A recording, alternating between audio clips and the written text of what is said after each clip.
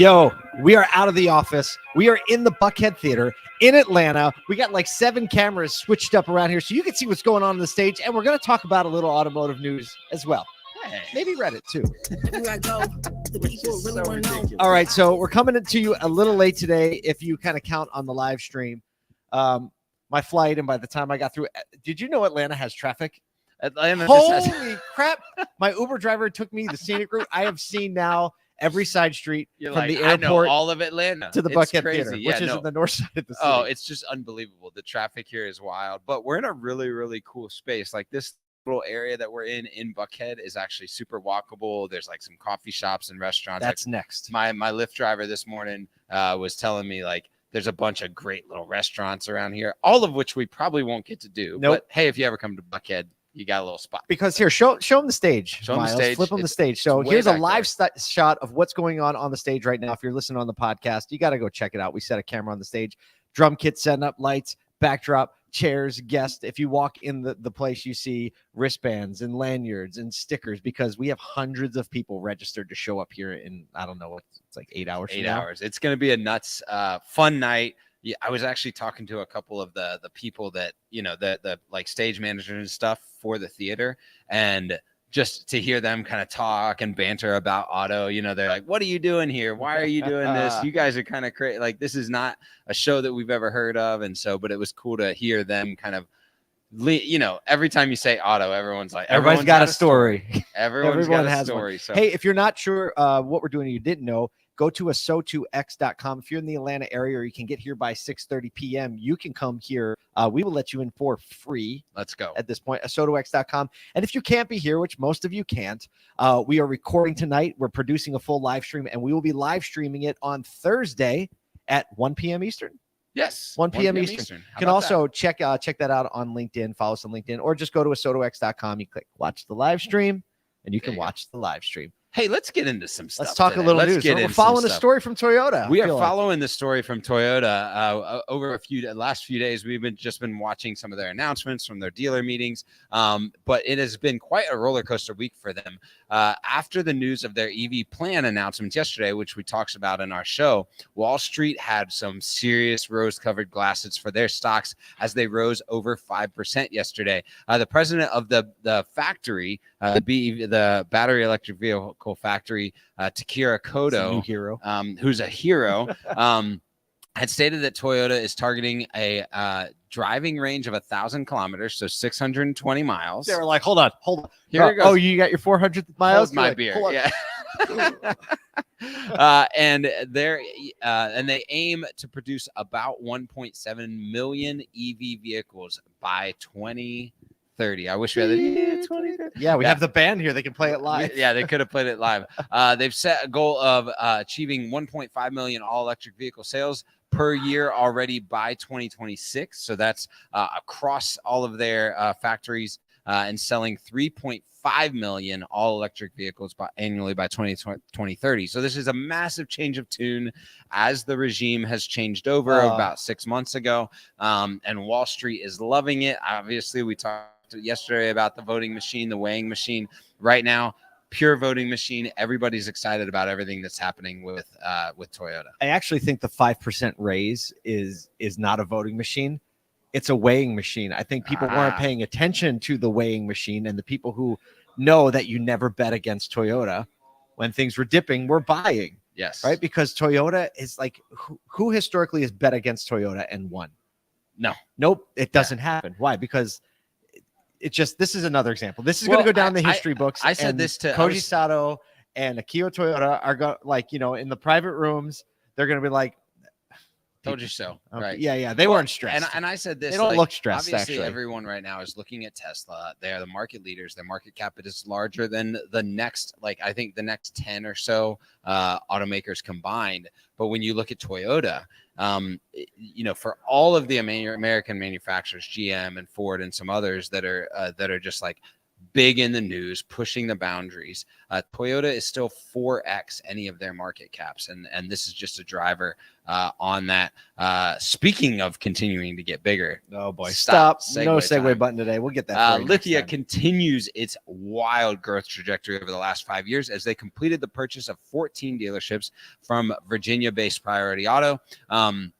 Dennis Elmer, the owner of Priority Auto, will stay on with Lithia and is going to continue to serve as the CEO. However, he held back a couple. He said, these 2 Lexus stores, kept them. These are mine.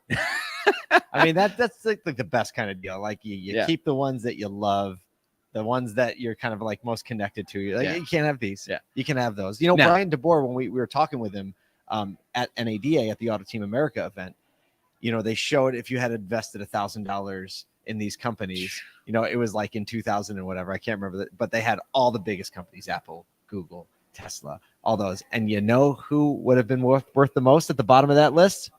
Lithia would have been worth by a lot. Well, and adding to their valuation, this acquisition alone is expected to add $1.2 billion in annual revenue to Lithia. So far in 2023, they have acquired dealerships representing $3.2 billion in annual revenue because they've been purchasing in overseas. However, this is the first U.S. dealership acquisition of 2023. It's a big one too. It's a huge one. It's a big one. A lot of people, like yesterday. It was funny because I read the story and then it was like, hey, why is this not all over LinkedIn? Like everybody was kind of chatting about it. I think it's just kind of getting par for the course. I know. Oh, it's another one. It's another one. It's another one. Just another one. We got to get to this one last. This one is a little bit aside, but it also has a massive impact on search behavior. But Reddit users have taken to the internet to fight their battles, as usual, which I guess is not outside of the norm. But with looming changes to the Reddit API structure, which will not allow as many people into the content. Yeah, explain that. Explain what the API change and why it matters. So, for instance, Reddit right now has a very, very open sourced API, meaning anybody can tap into the content, to the threads, and pull it and post it on their site or display it. Or not just that, but train. So a lot of the large language models and large learning models out there are actually trained. ChatGPT, GPT. Do we really want them learning what's going on in Reddit as the norm? Well, it's interesting because there is a lot of fact-based stuff in Reddit. And so a lot of real-world conversation. So it's a lot of just like rhetoric and understanding human moves. But there's also a lot of just facts on there and people that are posting that. So that will well, according to announcements, but this is the protest right now, that's going to significantly impact the ability of like all of these training models or search engines to understand what's going on Reddit. And it's actually already starting to give search engines like Google a hard time in sourcing quality content. But there's pushback. The users are banding together. So basically what's happening is that over 8,000 subreddits, so a subreddit is basically a thread on Reddit, out of just over 10,000 have literally gone dark. Wait, 8,000 out of 10,000? 8,000 out of 10,000. 8 of your 10 friends are like, I'm not coming. They're not even coming to the party. So they're not showing up. Either they've been shut down or they've gone private. So nothing can tap into it. And it's already, so the availability of the information on that, like for instance, Google's still ranking some of those subreddits. You click on it. Doesn't go anywhere. Poof, right? Who's gonna benefit from that? Because like the lesson in here is like when something always pivots, like something changes, there's an opportunity for everyone else standing around, whoever's ready. Who's ready to capitalize on this? Is this like a Twitter fills the void? Well, it could, but there's not as much data in there. Like if you think about it, actually, funny enough, last week I was joking with a couple of marketers that they said, "Well, where are people going to find their information?" Well, I said Reddit.